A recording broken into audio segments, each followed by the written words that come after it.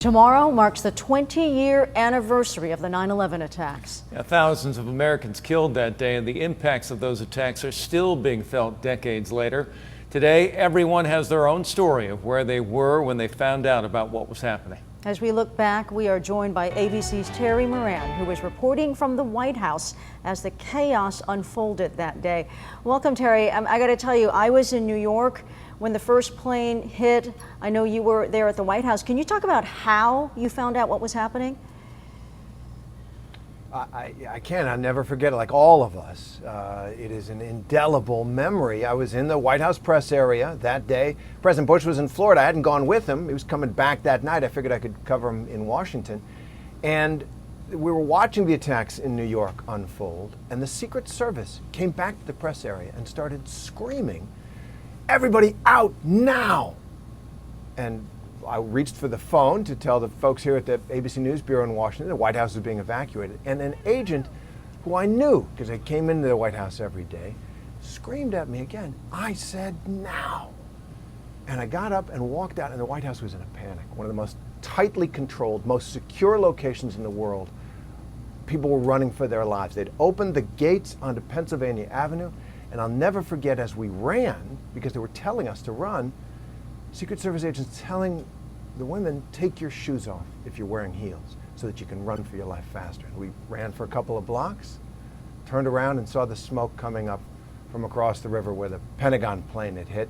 They clearly thought that as that plane was coming around, they didn't know where it was going. Vice President Cheney was taken down to that secure location under the White House, and the rest of us were running for our lives.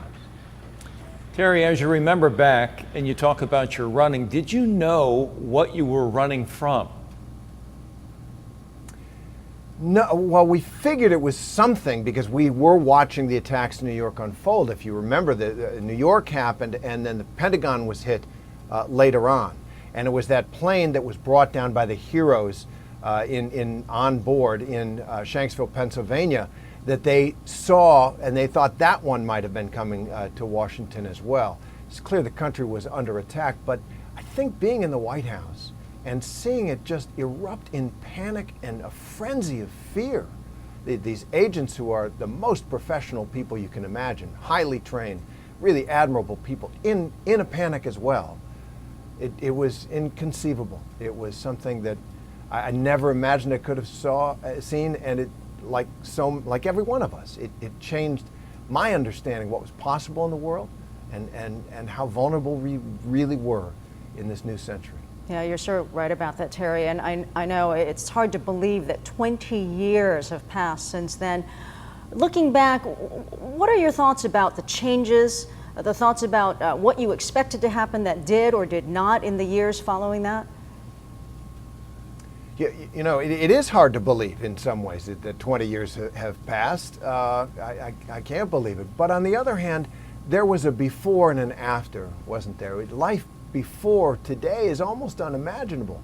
I remember once I was allowed to run out onto a tarmac and chase down an airplane that was taxiing because I was late for it. And the gate agent says, go run. I remember signaling to the pilots who stopped the airplane. They dropped the back door and up I went. There's no way something like that would happen. But more seriously, I remember thinking at the time, this will bring us together. This will bring this country together. And it did, briefly.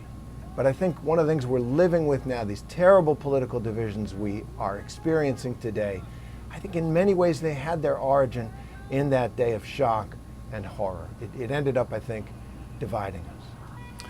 Looking at these images, Terry, as you're talking, and boy, it just brings back the painful memories now 2 decades ago. Thank you so much for sharing what you went through that day. Very much appreciated. Terry Moran with ABC News. Thank you, sir.